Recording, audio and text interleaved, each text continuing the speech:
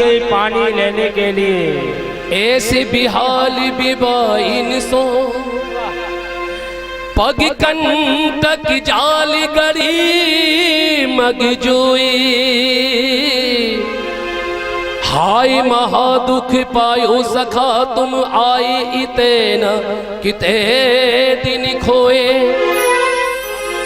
देख सुदामा की दीन दशा दीन दशा दीन दशा। देख सुदामा की दीन दशा करुणा करके करुणा निधि रोई। पानी पर आते को हाथ छुओ नहीं, पानी पर हाथी को हाथ छुओ नहीं। नैनन के जल सो पग धोए। पानी पर हाथी को हाथ छुओ नहीं, नैनन के जल सो पग धोए। आज द्वारकाधीश ने चरण धोए और चरण धो करके स्वयं ही नेत्रों से अश्रु बिंद झरने लगे हैं।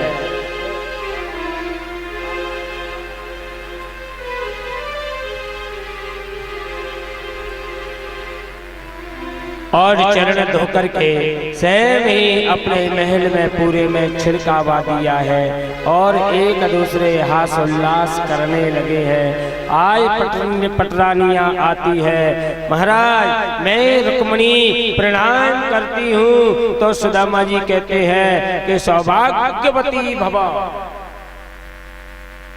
मैं सत्यभामा आपको प्रणाम करती हूँ, सौभाग्यवती भवो।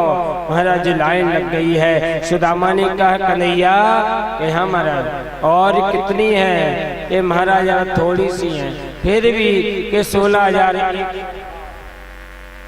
कि महाराज थोड़ी बता रहे हो, आप ही सबके बदले प्रणाम कर ले, मैं तुझे ही आशीर्वाद दे देता हूँ। तुरंत ही आशीर्वाद दिया है।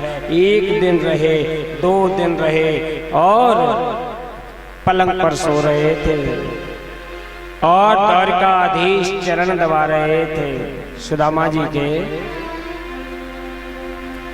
और चरण दबा रहे थे और रुक्मणी चवर धुला रही थी। आस उल्लास करने लगे हैं। कछु भाभी हमें का दियो।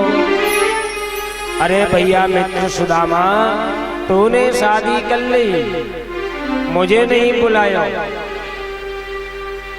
सुदामा जी ने कहा भूल हो गई भैया, तू ही बुला लेता मुझे शादी में। भैया 1 में भूल हो जाती है, 2 में हो जाती है। तेरी तो पटरानियां 16,108 है। द्वारकाधीश कहने लगे कि तेरी शादी भई थी ना, ऐसी मेरी शादी नहीं भई। तो मैंने भगा भगा करके इकट्ठे किए, वहां से भगा के लाया, इधर से भगा के लाया। अच्छा ये बता कुछ भाभी ने दियो है कि नहीं? कछु भाभी हमें का दिया, सो तुम काए न दे। चापी पोटरी कांक में रहे कहो के। आज द्वारकाधीश ने देखा कांक में थोड़े पोटरी बंधी है। तुरंत ही आंगी चना गुरु माती दई, ऐसी बातें करने लगे तो दाहिने हाथ से और कांक में से पोटरी को छीन लिया है। आए छीन करके और उसे देखा, उसे देख करके आए द्वारकाधीश समझ गए कितना कष्ट है इनमें।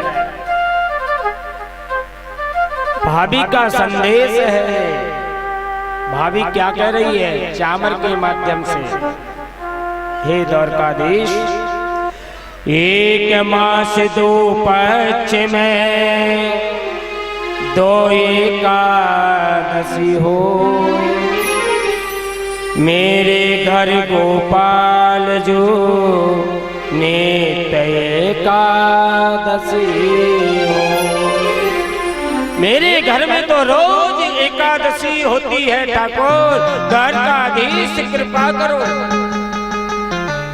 आज द्वारकाधीश कहते हैं होनी थी जब हो गई, अब ना होगी देर। भाभी तेरे भवन में रोज द्वादशी हो। चांद्र को खोला है, आज द्वारकाधीश ने एक मुट्ठी चावल और तुरंत खा लिए तो मन से एक लोक प्रदान कर दिया,